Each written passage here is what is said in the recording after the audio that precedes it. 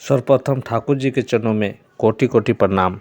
एक मुस्लिम गुरु भक्त जिन्होंने ठाकुर का दीक्षा लिया और ठाकुर के दीक्षा लेने के बाद उसके जीवन में तथा उसके परिवार में क्या प्रभाव पड़ा वह अपने आलोचना के माध्यम से इस वीडियो में सभी गुरु भाइयों को बता रहा है। कृपया गुरु भाई आलोचना को सुनने का प्रयास करें। यह आलोचना बांग्ला में है। कृपया आगे आलोचना सुने। তিনি আমার পরম ইলাহাকে শ্রদ্ধা করতে শিখিয়েছেন। তিনি আমাকে ইসলামের শ্রদ্ধার দ্বার খুলে দিয়েছেন। আমি ইসলাম হিসেবে 1 নম্বর পাই কি 100 নম্বর পাই সেটা আমি জানি না। যদি 1 নম্বরও পেয়ে থাকি, এই 1 নম্বর পাওয়ার জন্য যিনি আমাকে যোগ্য করেছিলেন তিনি পরম প্রেমময় ঠাকুর শ্রী শ্রী অনুকূল চন্দ্র। আমি ইসলাম ঘরের মানুষ। আমার সঙ্গে যদি আমার ইলাহার সম্প্রীতি থাকে, আপনি সনাতন পন্থার মানুষ, আপনার সঙ্গে আপনার যদি ব্রহ্মের সম্প্রীতি থাকে, অন্য সম্প্রীতি আপনা আপনি হবে। সুশীল ভূঁইয়া সে বাড়িতে আমি গিয়েছিলাম এবং প্রায় 28 দিন মতো সেই বাড়িতে ছিলাম। তো যেদিন আমার সে বাড়িতে যাওয়ার কথা, আমার দুপুরবেলা গিয়ে স্নান খাওয়া করার কথা, কিন্তু নানান কারণে আমি যখন পৌঁছেছি বেলা গড়িয়ে গেছে। সুবর্ণরেখা নদীর ধারে তাদের বাড়ি। সে মা তখনও না খেয়ে বসেছিলেন। আমাকে বললেন, মকবুল তোমার এত বেলা গড়িয়ে গেল, তুমি আগে গিয়ে নদীতে ডুব দিয়ে এসে 2টো স্নান করে এসে একটু অন্ন গ্রহণ করলাম।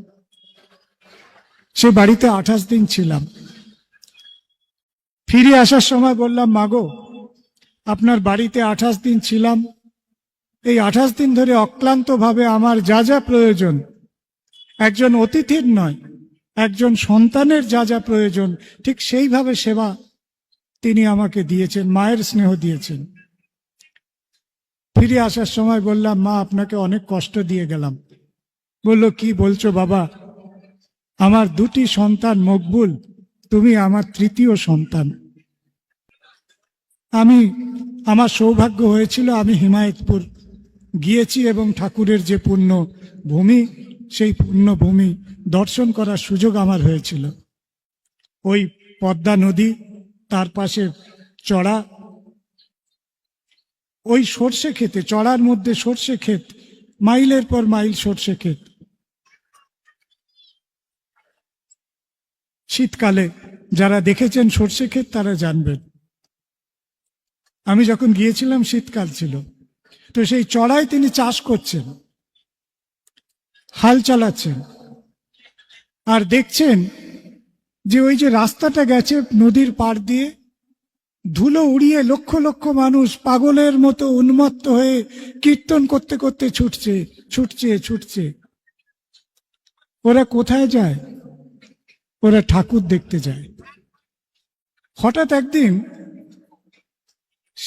তিনি খবর পেলেন যে ওরা যে ঠাকুরকে দেখতে যায় তিনি নাকি জ্যান্ত। ওরে বাবা, এমনটা তো কখনো শুনিনি। ঠাকুর তো শুনেছি, ঠাকুর তো দেখেওছি, কিন্তু ঠাকুর আবার জ্যান্ত।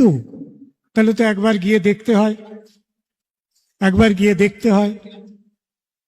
এই ভাবছি একবার গিয়ে দেখতে হয়। ভাবতে ভাবতে বলল, একবার গিয়ে দেখতে হয় কেন? দেখতে যদি হয় তো এক্ষুনি যাব, এই মুহূর্তে যাব, হাল নাঙল খুলে দিয়ে এক্ষুনি যাব। সে করলো কি, ওই বস্ত্র টস্ত্র গুছিয়ে ধুলো কাদা ঝেড়ে ওই পিছু পিছু পিছু পিছু গিয়ে হাজির। জয় গুরু।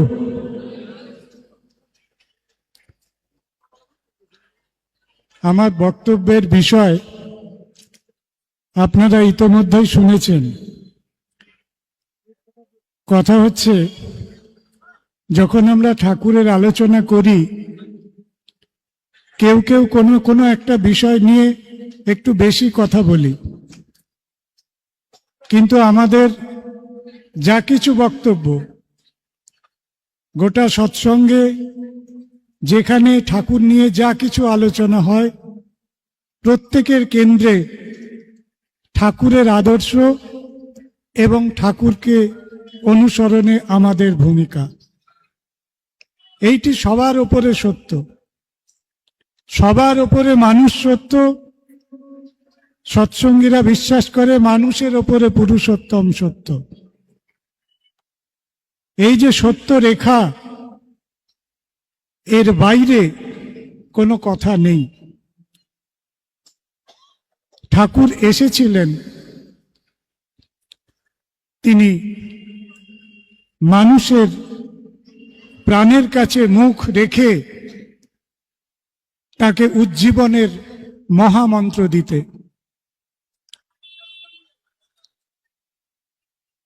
আপনারা জানেন, ভগবান কথা দিয়েছিলেন আমি আসব, সম্ভবামি যুগে যুগে, এ আমরা সবাই জানি। কিন্তু ভগবানের কিছু লীলা খেলা আছে। তিনি যুগে যুগে আসেন তো বটে, সোজা করে যদি বুঝতে হয় তাহলে বলবো তিনি বারবার পোশাক বদল করে আসে। এই জন্য তাকে মাঝে মাঝে চেনা আমাদের মুশকিল হয়ে যায়। যিনি চেনেন তিনি চিনিয়ে দেন, তিনি ধরিয়ে দেন। ভগবান নিজে চট করে ধরা দিতে চান না, কিন্তু তিনি বারবার আসেন।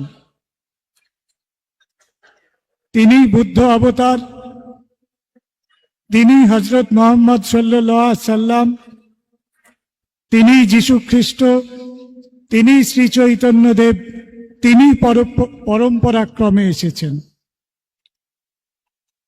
এই যে পুরুষোত্তমের আগমনের পরম্পরা, এবং যতবার তিনি এসেছেন ততবার তিনি পূর্ববর্তীকে পরিপূর্ণ করেছেন। এইটি আমাদের দর্শন। পুরুষোত্তম আসেন যখন, সব গুরুরই সার্থকতা। ঠাকুর এসেছে মানে তার মধ্যে সবাই সবাই সবকে পাবে,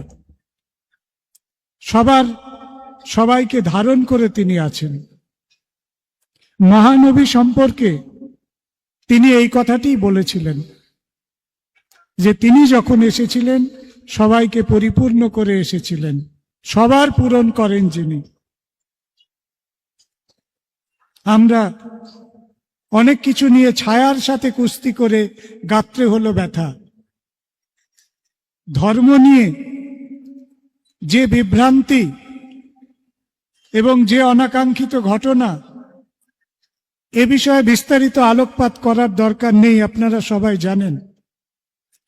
আমি শুধু ঠাকুরের অবস্থান বলছি। তিনি বলেছিলেন যে ধর্মে সবাই বাঁচে বাড়ে।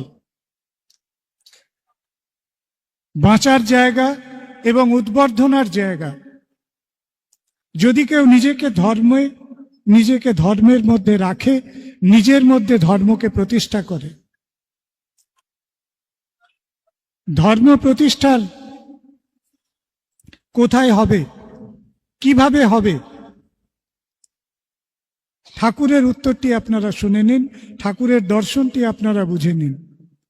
ধর্ম প্রতিষ্ঠা বাইরে কোথাও হবে না। ধর্ম প্রতিষ্ঠা হবে নিজের মনে, নিজের চেতনায়, নিজের প্রাণের কেন্দ্রে, নিজের বোধ বুদ্ধি বিবেকের ভিতরে ধর্মের প্রতিষ্ঠা হবে, ধর্মের প্রতিষ্ঠা হবে। এই যে দর্শন, এই জন্য ধর্মে প্রতিষ্ঠার জন্য এত কর্মকাণ্ড, এত শিক্ষা দীক্ষা নিয়ে শিক্ষা ধরিস। আপনি ওই চোখ পাবেন কোত্থেকে?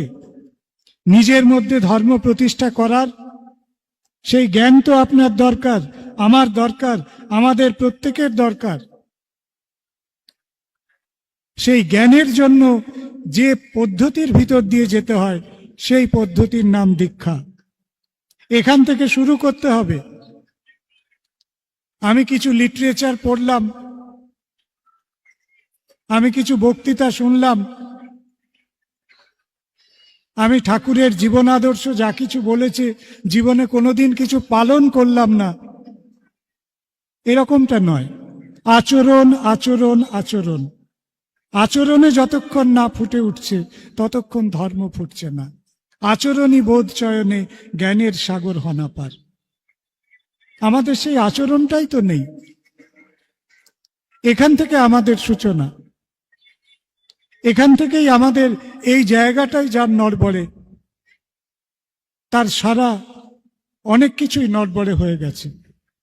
একটু শিক্ষার কথা, একটি কথা বলি, বলে আমি আমার অনুভূতির কথা বলবো।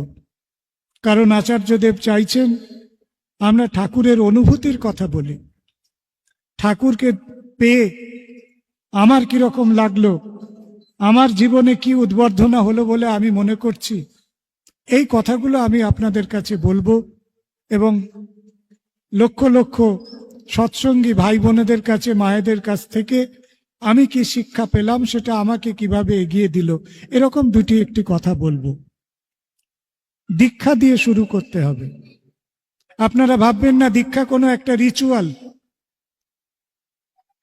একটা আনুষ্ঠানিকতা মাত্র নয়।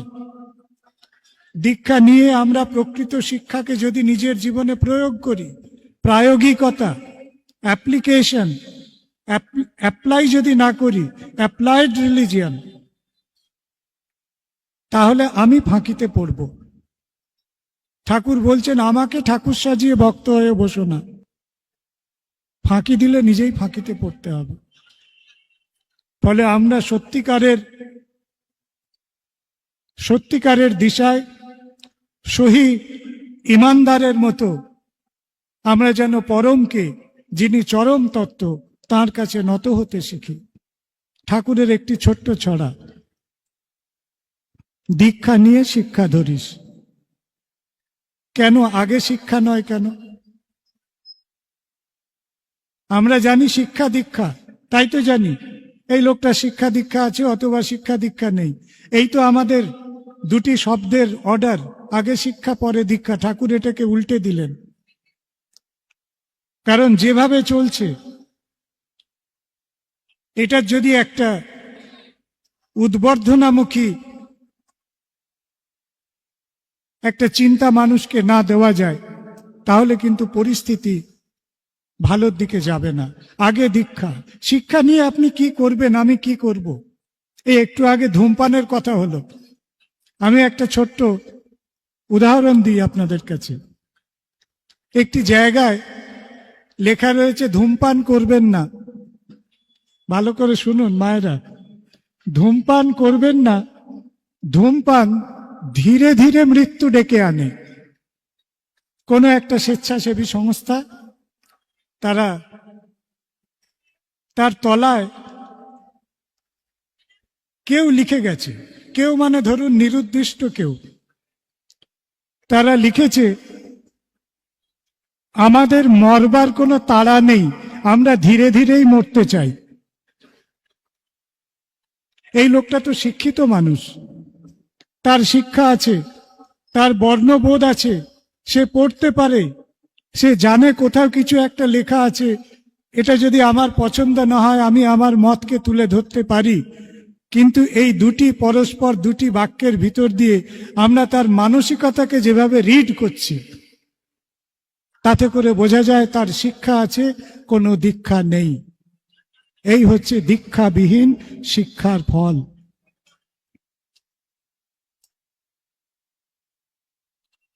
আমি একটা লাইন বলবো, আপনারা আর একটা লাইন বলবেন। আমরা সবাই ছোটবেলায় পড়েছি, অয়ে অজগর আমটি আমি। বাহ, অপূর্ব। অয়ে অজগর আসছে তেড়ে, হ্যাঁ, আমার পিছনে অজগর তেড়ে আসছে, আমার কি করা উচিত? আপনারা বলুন, আপনারা বলুন। মনে করুন আমার পিছনে অজগর তাড়া করেছে, আমি কি করব? আমি আগে আত্মরক্ষা করব না আগে আম পেড়ে খাওয়ার চিন্তা করব? নিজের মনে উত্তর দিন।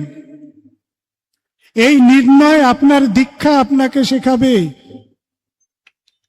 এই যে কনজিউমারিজম, আমি আম পেড়ে খাবো, আমি এটা খাবো, আমি সেটা খাবো, আমি সেটা ভোগ করব, এই যে প্রবল কনজিউমারিজম, তার শিক্ষার বুনিয়াদ আমার কোথায় রয়েছে? আমটি আমি খাবো পেড়ে। এই চিন্তার কাঠামোকে বদলাতে হবে। এই জন্য ঠাকুর বলছেন দীক্ষা নিয়ে শিক্ষা ধরিস। কে শেখাবে? কে শেখাবে? একটু আগে শুনলাম যিনি ধূমপান বিরোধী বক্তব্য দিয়ে নিচে এসে আগে তিনি একটি সিগারেট ধরালেন। তার কাছে আমরা শিখব? কার কাছে শিখব? আচার্যের কাছে, যিনি আচরণ করে শেখান, যিনি আচরণের ভিতর দিয়ে শেখান। এই জন্য দীক্ষা, শিক্ষা এবং আচার্য, এই তিনটের একটা লিঙ্ক আপ দরকার। তবে আমাদের আচরণী বোধ ফুটে উঠবে। আমরা তো আচরণ জানি না। আমরা আচরণ জানি? আমরা আচরণ জানি না। বাড়িতে কি হচ্ছে সে কথা আমি এখানে আলোচনা করছি না, কিন্তু সামাজিক ক্ষেত্রে আমাদের আচরণী বোধ কোথায়? কোথায় আমাদের সেই আচরণ? কেন ছাত্র এবং শিক্ষকের মধ্যে একটা সংঘাতের অবস্থা? এ ওকে পেটাচ্ছে, সে তাকে পেটাচ্ছে, এ তার সম্পর্কে কটু কথা বলছে। কেন একটি মেয়ে রাত্রিবেলা কর্মক্ষেত্রে নিরাপদ বোধ করছে না? আচরণ কোথায়? আচরণী বোধ চয়নে জ্ঞানের সাগর হনা পার। এই আচরণ শিখতে হবে। অনেক কিছু কথা হচ্ছে, মায়েদেরকে, বিশেষ করে মায়েদের জন্য বলছে। এখন এইসব জেন্ডার ইস্যু, অমুক তুসুক, এই সমস্ত নিয়ে প্রচুর কথাবার্তা হচ্ছে, লম্বা লম্বা ডিসকোর্স। ঠাকুর কি বলছেন সেইটা আমরা একটু বুঝে নিই। ঠাকুর বলছেন তুমি নারীকে মা বলতে শেখো। তুমি নারীকে মা বলতে শেখো। এই শিক্ষা আপনার কেজি থেকে পিজি পর্যন্ত কোন সিলেবাসে, কোন বইয়ের কোন পাতায় আছে আমাকে শেখান, আমাকে জানান।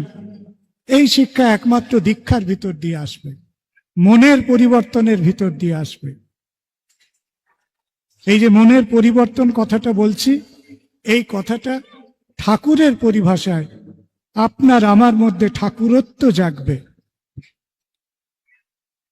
ঠাকুরত্ব, আপনার মধ্যে ঠাকুরত্ব, আমার মধ্যে ঠাকুরত্ব, আমাদের মধ্যে ঠাকুরত্ব, আমাদের গোটা ভারতবর্ষের মধ্যে যদি এই ঠাকুরত্ব জাগে, তখন আমরা বলবো যে নারী আমার সামনে দিয়ে যাচ্ছে, এসে দাঁড়িয়েছে, রাত 1টা হোক, 2টো হোক, দুপুর 12টা হোক, সে হয় আমার মা, নয় আমার সন্তান, নয় আমার মেয়ে।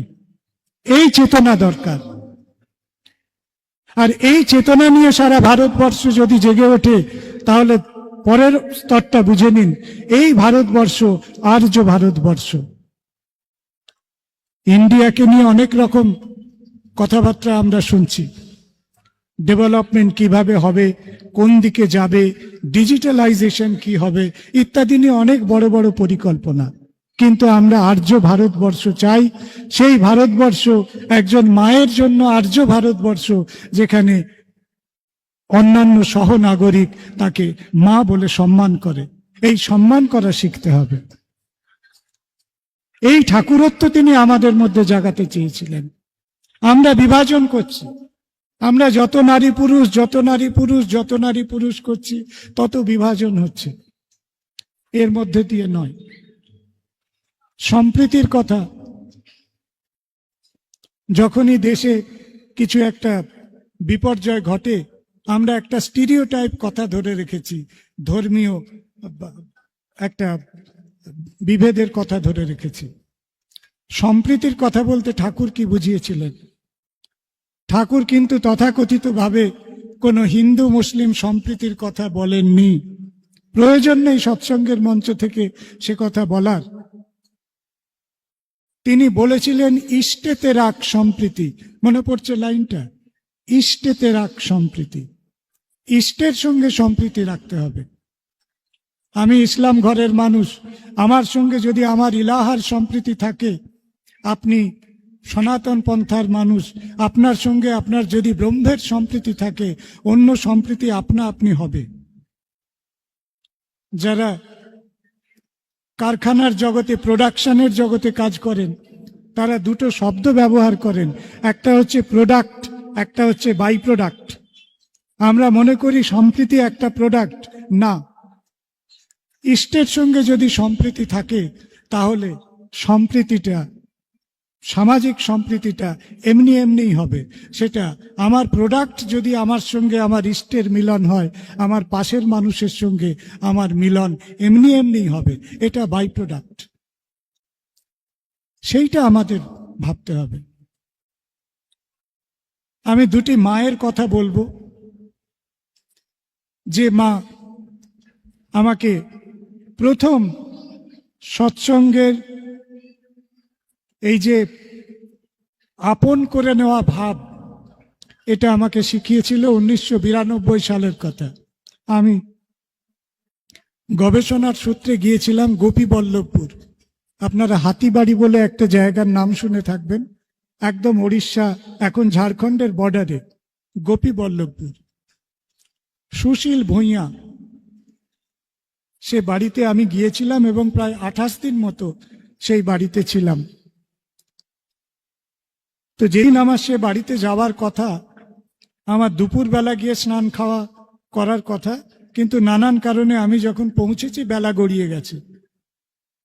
সুবর্ণরেখা নদীর ধারে তাদের বাড়ি। সে মা তখনও না খেয়ে বসেছিলেন। আমাকে বললেন, মকবুল, তোমার এত বেলা গড়িয়ে গেল, তুমি আগে গিয়ে নদীতে ডুব দিয়ে এসে দুটো স্নান করে এসে একটু অন্ন গ্রহণ করলাম। সে বাড়িতে 28 দিন ছিলাম। ফিরে আসার সময় বললাম, মাগো, আপনার বাড়িতে 28 দিন ছিলাম, এই 28 দিন ধরে অক্লান্তভাবে আমার যা যা প্রয়োজন, একজন অতিথির নয়, একজন সন্তানের যা যা প্রয়োজন, ঠিক সেইভাবে সেবা তিনি আমাকে দিয়েছেন, মায়ের স্নেহ দিয়েছেন। ফিরে আসার সময় বললাম, মা, আপনাকে অনেক কষ্ট দিয়ে গেলাম। বলল, কি বলছো বাবা, আমার দুটি সন্তান মকবুল, তুমি আমার তৃতীয় সন্তান। আমি সেদিন ভাবছি যে এই যে মন, এই মন তিনি কোথায় পেলেন? তুমি আমার তৃতীয় সন্তান, তুমি আমার সন্তান, এই মন কি করে তৈরি হলো? এই মনই তো আমরা তৈরি করতে চাই। এই দেশের এত বিপর্যয়, এত রকম পলিসি, এত নিয়ম, এত কানুন, শুধু এই মন যদি আমরা তৈরি করতে পারি, তাহলে এত বিপর্যয় দেশে থাকবে না। তুমি আমার তৃতীয় সন্তান। আমি অভিভূত হয়ে গেছি। আমি ভাবছি, আমার এতদিনের লেখাপড়ার জীবনে ঠিক এই রকম ভাবে এই রকম বাক্য আমি তো কখনো শুনিনি। এই আন্তরিকতা চাই। মনকে গঠন করতে হবে, মাইন্ড কন্ট্রোল শুধু না, মাইন্ডকে ক্রিয়েট করতে হবে। পাবনার কথা, এক কৃষকের কথা। মহান আল্লাহ এবং মহানবী হযরত মুহাম্মদের প্রতি নত থাকা এক কৃষকের কথা। আমার সৌভাগ্য হয়েছিল, আমি হিমায়তপুর গিয়েছি এবং ঠাকুরের যে পুণ্য ভূমি, সেই পুণ্য ভূমি দর্শন করার সুযোগ আমার হয়েছিল। ওই পদ্মা নদী, তার পাশে চড়া, ওই সর্ষে ক্ষেতে, চড়ার মধ্যে সর্ষে ক্ষেত, মাইলের পর মাইল সর্ষে ক্ষেত। শীতকালে যারা দেখেছেন সর্ষে ক্ষেত তারা জানবেন। আমি যখন গিয়েছিলাম শীতকাল ছিল, তো সেই চড়ায় তিনি চাষ করছেন, হাল চালাচ্ছেন, আর দেখছেন যে ওই যে রাস্তাটা গেছে নদীর পাড় দিয়ে, ধুলো উড়িয়ে লক্ষ লক্ষ মানুষ পাগলের মতো উন্মত্ত হয়ে কীর্তন করতে করতে ছুটছে ছুটছে ছুটছে। ওরা কোথায় যায়? ওরা ঠাকুর দেখতে যায়। হঠাৎ একদিন তিনি খবর পেলেন যে ওরা যে ঠাকুরকে দেখতে যায় তিনি নাকি জ্যান্ত। ওরে বাবা, এমনটা তো কখনো শুনিনি। ঠাকুর তো শুনেছি, ঠাকুর তো দেখেওছি, কিন্তু ঠাকুর আবার জ্যান্ত? তাহলে তো একবার গিয়ে দেখতে হয়। এই ভাবছি একবার গিয়ে দেখতে হয়, ভাবতে ভাবতে বলল একবার গিয়ে দেখতে হয় কেন, দেখতে যদি হয়তো এক্ষুনি যাব, এই মুহূর্তে যাব, হাল নাঙল খুলে দিয়ে এক্ষুনি যাব। সে করলো কি, ওই বস্ত্র টস্ত্র গুছিয়ে ধুলো কাদা ঝেড়ে ওই পিছু পিছু পিছু পিছু গিয়ে হাজির। ঠাকুর বসে আছেন, দূর থেকে এমনি করে খুব সংকোচের সঙ্গে দেখছেন, আর ঠিক তার উপরে ঠাকুরের দৃষ্টি পড়েছে। ঠাকুরের পাশে যারা ছিলেন তাদেরকে বললেন, ওরে আমার কাছে ডাক। কেউ গিয়ে বলল, আপনাকে ঠাকুর ডাকছি। সে তো একেবারে ভয়ে সংকোচে আবেগে পুরো থরথর করে কাঁপছে। কি রে বাবা, ঠাকুর আমাকে ডাকছেন, যাকে দেখার জন্য লক্ষ লক্ষ মানুষ ছুটে আসছে, আমি এসে কি এমন অপরাধ করে ফেললাম, কিছু কি দোষ ত্রুটি হয়ে গেল? তিনি খুব সংকোচের সঙ্গে বিনম্রতার সঙ্গে একটু তফাতে গিয়ে দাঁড়িয়ে, পাশে যিনি ছিলেন তাকে কিছু কথা বলে দিলেন। তিনি এসে সেই কৃষক মহোদয়কে জানালেন। শুনে তার কি আনন্দ, হ্যাঁ হ্যাঁ হ্যাঁ ঠিক আছে ঠিক আছে ঠিক আছে। বলল, তুই আবার আসবি তো, তোকে আমার আবার দেখতে ইচ্ছে করে। এইরকম ভাবে 7 দিন 8 দিন কিছু বলে দেওয়া হয়। তিনি বললেন হ্যাঁ হ্যাঁ, আবার তিনি আসেন। একদিন ঠাকুর তাকে বললেন হ্যাঁ, এবার তোকে ঠিক সেরকমটি লাগছে যেমনটি তোর রসুল তোরে হতে কইছিল। এখন তোমাকে ঠিক সেই রকমই লাগছে যেমনটা তোমার রসুল তোমাকে হতে বলেছিল। এই হচ্ছে ঠাকুরের আদর্শ। আপনারা ভাববেন না জনৈক মকবুল ইসলাম সে সৎসঙ্গের মঞ্চে এসে দাঁড়িয়ে ঠাকুরের কথা বলছে। আমাকে কিন্তু আমার পূর্বপুরুষ চেতন ধারা ত্যাগ করতে হয়নি। এইটি ঠাকুরের আদর্শ। গিলে খাওয়া সম্প্রীতি নয়। অজগর সবকিছুকে গিলে খায়, একে সম্প্রীতি বলে না। ঠাকুর বলেছিলেন যে প্রত্যেকটি ধর্মের মানুষ আরো ভালো, আরো ধর্মীয় উচ্চতায় উঠুক। আমি আচার্যদেবের কাছে, পূর্বতন আচার্যদেবের কাছে যখন গিয়েছিলাম, ডক্টর সুভাষ বন্দ্যোপাধ্যায় আমার ঋত্বিক এবং দুর্গাশঙ্কর মুখার্জি ছিলেন, দেবাশিস দা বলে একজন ছিলেন, পুরনোরা চিনবেন। বললেন মকবুল এসেছে। আমাকে প্রথম কথা আচার্যদেব বলেছিলেন, মকবুল ভাই, নামাজ রোজাটা করা লাগে, নামাজ রোজাটা করা লাগে। পূর্বপুরুষ চেতন ধারা ধর্মে যদি ছাড়তে হয়, জোর গলাতে বলছি আমি, নিছক সেটা ধর্ম নয়। ধর্মের অদল বদল করার ব্যাপার নয়। সৎসঙ্গের দীক্ষা কোনো রিলিজিয়াস কনভার্সন নয়। সৎসঙ্গের দীক্ষা আমার রুচির কনভার্সন, আমার চিন্তার কনভার্সন, আমার বোধ কাঠামোর কনভার্সন। এই দীক্ষা, এই শিক্ষা আমাদেরকে নিতে হবে। আমার মাইন্ডসেট যদি আমি চেঞ্জ না করি তাহলে খুব মুশকিল। রমজানের সময় যখন সৎসঙ্গ পড়ে, বিভিন্ন জায়গায় যখন সৎসঙ্গে যেতে হয়, আমার গুরু ভাইরা প্রত্যেকে কিন্তু ইফতারের ব্যবস্থা করেন। ফলে ওই যে বাক্য নামাজ রোজাটা করতে হয়, আমি কত তর্ক করেছি বাড়িতে, এসব মধ্যযুগীয় ব্যাপার, এসব এখন আর চলে না, ইত্যাদি ইত্যাদি। যেমন হয় এক সময়কার সন্তানরা প্রচুর তার্কিক হয়, আমারও সে পর্ব ছিল। কিন্তু আমি যখন আচার্যদেবের কাছে গেলাম, আমি উল্টো দিক থেকে একটা জোর ধাক্কা লাগলো আমাকে। এ কি শুনলাম?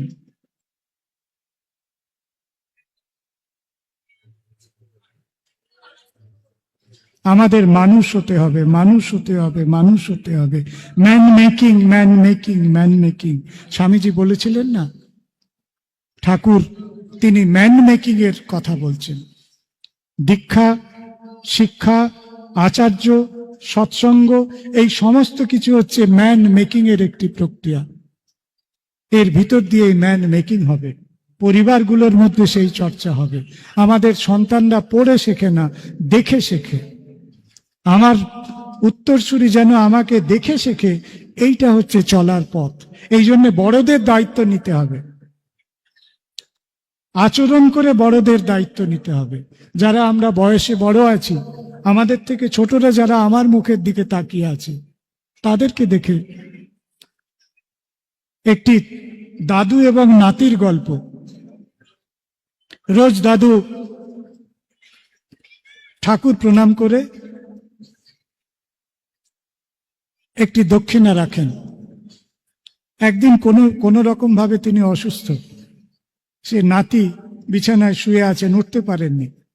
সেই নাতি তাকে হাত ধরে টেনে এনে বলছে, কথা বলতে পারে না,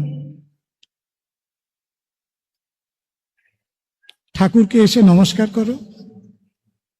কোন রকম ভাবে তিনি এসে নমস্কার করলেন। কোমরে ব্যথা, নইতে পারছেন না। তারপরে দান বাক্সটা দেখিয়ে বলছেন, সে দেখে শিখেছে। পরিবারের শিক্ষা, আমরা যেন আমাদের পরিবারকে সেইভাবে গঠন করি। এই কথাগুলো বলছি কারণ এর সঙ্গে ঠাকুরের যে বিবাহ সংস্কারের নীতি তা যুক্ত আছে।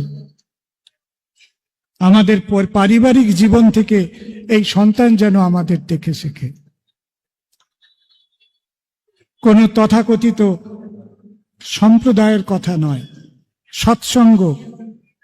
সৎসঙ্গ, আমি একটি কথা বলতে পছন্দ করি, সৎসঙ্গ একটি অসাম্প্রদায়িক সম্প্রদায়, ধর্মীয় বিভাজন বিমুক্ত একটি সম্প্রদায়। কাজী নজরুল ইসলাম লিখেছিলেন, গাহি সাম্যের গান, যেখানে আসিয়া এক হয়ে গেছে সব বাধা ব্যবধান, যেখানে মিশেছে হিন্দু বৌদ্ধ মুসলিম খ্রিস্টান, গাহি সাম্যের গান। আপনারা বলুন তো সবাই, এই কথাটি, যেখানে মিশেছে হিন্দু বৌদ্ধ মুসলিম খ্রিস্টান, আপনারা যখন দেওঘরে যান তখন এই সত্য প্রত্যক্ষ করেন কি করেন না? হ্যাঁ কি না, জোরে বলুন। হ্যাঁ, এই হচ্ছে সম্প্রীতি, এই হচ্ছে ইষ্টের সম্প্রীতি। যে ঐক্য আপনারা দেওঘরে দেখেন, যেখানে মিশেছে হিন্দু বৌদ্ধ মুসলিম খ্রিস্টান, সেটা হিন্দু মুসলিম এক হয়েছে বলে সম্প্রীতি না। প্রত্যেকে আমরা ইষ্টের সঙ্গে, পরমের সঙ্গে, পুরুষোত্তমের সঙ্গে এক হয়েছি বলে আমাদের সম্প্রীতি তৈরি হয়েছে। এই সম্প্রীতি ভারতবর্ষে চাই, এই সম্প্রীতি ভারতবর্ষে চাই, এই প্রেম ভারতবর্ষ। তিনি তো প্রেম দিতে এসেছিলেন। শ্রী চৈতন্য মহাপ্রভু, তিনি প্রেম নিয়ে এসেছিলেন, তিনি কীর্তন নিয়ে এসেছিলেন। সেই গানই তো আমরা গাইছি, হরিনাম পরম ব্রহ্ম, জীবেরই মূল ধর্ম, অধর্ম কুকর্ম ছাড়ো রে। এই চারটে কথার মধ্যে তো বিরাট তত্ত্ব লুকিয়ে রয়েছে। হরিনাম পরম ব্রহ্ম, পরমকে আমরা পেয়ে গেলাম, জীবের মূল, অধর্ম কুকর্ম ত্যাগ করো। এই তো কথা, এর বেশি তো কোনো কথা নেই। স্বামী বিবেকানন্দ, তিনিও তথাকথিত ভাবে কোনো হিন্দু মুসলিম ইউনিটির কথা বলেনি। তিনি বলেছিলেন বৈদান্তিক মস্তিষ্ক, ইসলামী দেহ। ঠাকুর বললেন আর্য ভারতবর্ষের কথা। আপনারা শুনেছেন, আর্য ভারতবর্ষ আমার, জ্ঞান ও গরিমা গরবিনী। সেই শিক্ষা চাই। শিক্ষাকে উল্টো বুঝলে হবে না, জিনিসটাকে উল্টো বুঝলে হবে না, সোজা জিনিস সোজাভাবে বুঝতে হবে। আমি শেষ করব। একটি বাচ্চাদের স্কুলে, মায়েরা যারা বাচ্চাদের ইংলিশ মিডিয়াম স্কুলে ভর্তি করার অভিজ্ঞতা আছে তারা জানেন যে বাচ্চাদের সঙ্গে মা বাবাদের ইন্টারভিউ হয়। মা বাবাকেও জিজ্ঞেস করে নানান রকম কিছু। এরকম একটি স্কুলের কথা। মা বাবাকে জিজ্ঞেস করা হয়েছে কাক কালো কেন, কাক কালো কেন? ওরে বাবা, কাক কালো কেন, এ প্রশ্নের কি উত্তর আছে? এই মুহূর্তে তো আমরাও হয়তো উত্তর খুঁজে পাবো না। যাই হোক, মা বাবা কোন রকম ভাবে একটা উত্তর খোঁজার চেষ্টা করছিলেন, কিন্তু সে উত্তর প্রশ্নকর্তার কাছে টিকলো না। বাচ্চাটা নেচে গিয়ে বেড়াচ্ছে, বলছে আরে খিলখিল করে হেসে যাচ্ছে। বলছে এই তুমি এমন করে হাসছো কেন? তুমি কি জানো কাক কালো কেন? বললো হ্যাঁ জানি, কালো কাক কেন কালো? বললো বলো তো কাক কেন কালো? বললো কাকের মা কালো, কাকের বাবা কালো, তাই কাক কালো। একে বলে সহজ জ্ঞান। কাকের গল্প আপনাদের শোনাচ্ছি না, অভ্যাস ব্যবহার সহজ জ্ঞান না হলে শিক্ষা হয় না, একে বলে সহজ জ্ঞান। এই সহজ জ্ঞান আমাদের দরকার, ঠাকুর সম্পর্কে সহজ জ্ঞান দরকার। হরিনাম পরম ব্রহ্ম, তিনি হরিনাম আপনাকে দিয়েছেন। জীবের মূল কর্ম হচ্ছে সেই নাম, অজপা নামে কররে নেশা। নেশা বিরোধী অনেক কিছু তৈরি হচ্ছে, নেশা বিরোধী অনেক কিছু তৈরি হচ্ছে, কিন্তু আমি বলছি আপনারা যদি নেশা করতে চান, যদি সত্যি সত্যি আপনার নেশা করার সদিচ্ছা থাকে, আপনারা সৎসঙ্গে আসুন, আমি আপনাদের নেশা করার কথা বলাবো। অজপা নামে কররে নেশা। যদি নেশাই করতে চান, অজপা নামে নেশা করুন। হরি নাম পরম ব্রহ্ম, জীবেরই মূল ধর্ম। অজপা নামে নেশা করুন। যে নেশা জীবনকে নষ্ট করে, পরিবারকে নষ্ট করে, বৃত্তিকে নষ্ট করে, প্রবৃত্তিকে নষ্ট করে, সে নেশা করবেন না, অজপা নামে নেশা করুন। আসুন আমরা সবাই হিন্দু মুসলমানের ঊর্ধ্বে উঠি, আমরা সবাই যে যার ধর্ম, যে সংকীর্ণতার চিন্তা, তার থেকে একটু ঊর্ধ্বে উঠি। ঠাকুর তিনি মহানবীকে কি ভাষায় সম্মান জানিয়েছিলেন জানেন? ইসলাম প্রসঙ্গ বলে একটি ঠাকুরের আলোচনা সাহিত্যের গ্রন্থ আছে, মহা অমূল্য গ্রন্থ। তুলনামূলক ধর্ম, কম্পারেটিভ রিলিজিয়ানের ওপরে এত ভালো ডায়লগ খুব কম জায়গায় পাবেন। সেখানে তিনি ইসলামের পঞ্চতত্ত্ব, নামাজ রোজা হজ জাকাত কলেমা, সেখানে মিরাজ, সেখানে মহানবী তত্ত্ব, সেখানে আল্লাহ তত্ত্ব খুব সুন্দরভাবে বলা আছে। আর মহানবী সম্পর্কে তিনি বলেছিলেন, পুরুষোত্তম হজরত আমায় আশীর্বাদ করো, আমি যেন তোমার নতিতে নতিমান হয়ে লা শরিক অভিগমনে পরম কারুণিক আল্লাহ তাআলাকে সেজদা করতে পারি। এই লাইন যেদিন আমি প্রথম পড়লাম, আমার ভেতরটা পুরো কেঁপে গিয়েছিল। আমি লজ্জিত হয়েছিলাম এই ভেবে যে আমি ইসলামের ঘরে জন্মেছি, সুফি পরিবারে জন্মেছি, আমার মা, আমার আব্বাজান, আমার আম্মাজান দিনের মধ্যে 5 ওয়াক্ত নামাজ পড়তেন, কিন্তু আমি তো কোনোদিন এই ভাষায়, এই গভীরতায়, এই আরতি নিয়ে, এই আন্তরিকতায় রসুলকে শ্রদ্ধা করতে শিখিনি। আমার চোখ সেদিন খুলে গিয়েছিল। তিনি আমার, আপনাদের প্রশ্ন থাকবে কেন মকবুল ভাই সৎসঙ্গে এসে এই সমস্ত কথা বলছে, এর উত্তর আমার কাছে নেই, আমার একটি সহজ উত্তর আছে। তিনি ভালোবেসে ভালোবাসতে শিখিয়েছেন, তিনি আমার রসুলকে ভালোবেসেছেন, তিনি আমার পরম ইলাহাকে শ্রদ্ধা করতে শিখিয়েছেন, তিনি আমাকে ইসলামের শ্রদ্ধার দ্বার খুলে দিয়েছেন। আমি ইসলাম হিসেবে 1 নম্বর পাই কি 100 নম্বর পাই সেটা আমি জানি না, যদি 1 নম্বরও পেয়ে থাকি, এই 1 নম্বর পাওয়ার জন্য যিনি আমাকে যোগ্য করেছিলেন, তিনি পরম প্রেমময় ঠাকুর শ্রী শ্রী অনুকূল চন্দ্র, তার ইসলাম প্রসঙ্গ গ্রন্থ এবং তার আচার্যদেবের বাণী। মকবুল ভাই নামাজ রোজা করতে হয়, মনে পড়ছে অনন্ত মিস্ত্রিদার একটি গানের কথা, মরুতে এলেন মোহাম্মদ, মথুরাতে এলেন শ্যাম, ইমান খেলেন রসুল আল্লাহ, লীলা খেলেন ঘনশ্যাম। যেখানে শ্যামের লীলা এবং আল্লাহর লীলা একই সঙ্গে হয়ে চলেছে, সেই জায়গা, সেই সৎসঙ্গ, আপনারা যারা আজকে এখানে উপস্থিত হয়েছেন, আপনারা যারা ঠাকুরের ভক্ত, তাদের প্রতি, প্রত্যেকের প্রতি আমার অনেক অনেক শুভেচ্ছা, অনেক মঙ্গল কামনা।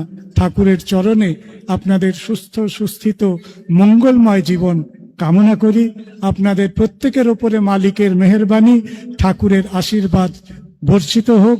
सर्वे भवन्तु सुखिनः सर्वे सन्तु निरामया सर्वे भद्राणि पश्यन्तु मा कश्चित् दुःख भाग भवेत्। अस्सलामु अलैकुम व रहमतुल्लाहि व बरकतुहु।